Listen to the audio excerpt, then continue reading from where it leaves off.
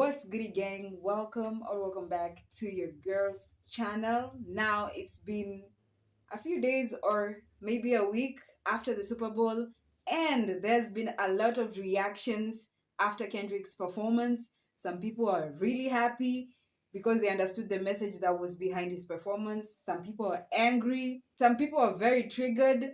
And I just came across a video from a guy called Schmitt. Let's just hear what he said. And welcome to Rob Schmitt tonight. Last night's blowout Super Bowl was more of a cultural spectacle than it was an athletic one. The game ended up being a clash between America's fading woke culture and a return to normalcy that Americans have been begging for since the plague of wokeness arrived. But woke, of course, is a hard stain to remove. Last night, the NFL gave us unquestionably the worst halftime show we have ever seen. A tiny rapper in bell bottoms who 98% of the country has never heard of was very condescending. Tiny rapper with bell bottoms. The man doesn't know anything about culture. You know, bell bottoms is a part of fashion that was in the old days. He brought it back. He said 98% of the country does not know who Kendrick Lamar is. I beg to differ. But if Drake and Kendrick Lamar got in a rap battle, who do you think would win? Got to go with Kendrick. I'm just saying.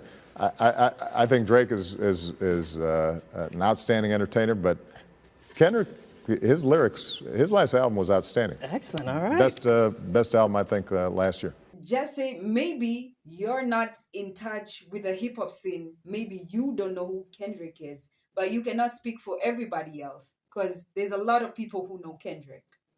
Yeah, insert people. I know Kendrick, and I'm not even in the States. I mean, Kendrick doesn't know me, but I know him. a tiny rapper in bell bottoms who 98% of the country has never heard of was allowed to play most of his largely unknown catalog for 20 grueling minutes in front of the entire world. The whole world just sat. 20 grueling minutes. I believe the set is about 12 to 13 minutes, so it's not 20. For a journalist, you need to do your research because that is incorrect, sir. The whole world just sat and wondered why they were watching this. Who is this? I don't think it's the whole world because, to be honest, I have never watched the Super Bowl. I have never watched a Super Bowl halftime show. This was the first one that I watched. That's just me. Who is this? Everybody asked. No matter where you were, nobody had a clue what this was, except maybe 0.5% of the people in this country alone. And for a league so obsessed with diversity as the NFL is, maybe you noticed last night's halftime show was the first ever that we can recall that was fully monochromatic as far as race. In true woke fashion, this was monochromatic as far as race, because the pitch was filled with black dancers. Some were dressed in white, but he would have preferred to have seen white folk. As in, it's as if in previous years they haven't had all white performances from white entertainers, dancers, all that. But the one time that the African Americans do it with the black dancers and a black artist, it's a problem. That we can recall that was fully monochromatic as far as race. In true woke fashion, this was done with no apologies whatsoever. American culture used to not allow such gratuitous racism. Now it applauds it. Fantastic. He finally said it. It's all about racism. He felt threatened that there were a lot of black people around getting all this airtime in one of the biggest events in America, and Kendrick pulled in crazy numbers. Those are some of the things that Kendrick was trying to talk about in his performance. Yeah, talk about Uncle Sam, the white version of Uncle Sam. It's a problem. No apologies whatsoever. Why should someone apologize? I will never do such a thing. No, my lord.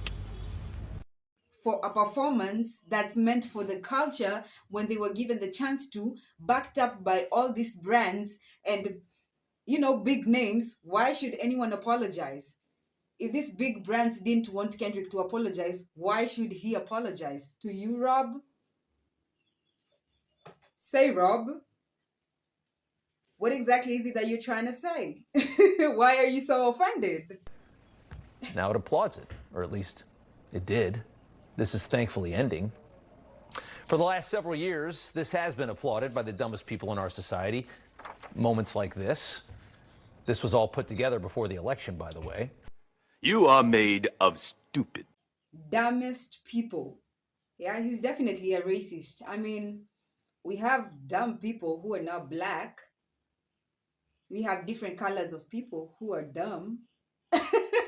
But just because they appreciate the culture, now they're dumb. But what do I know? Who lives on a pineapple under the sea? Maybe it's me.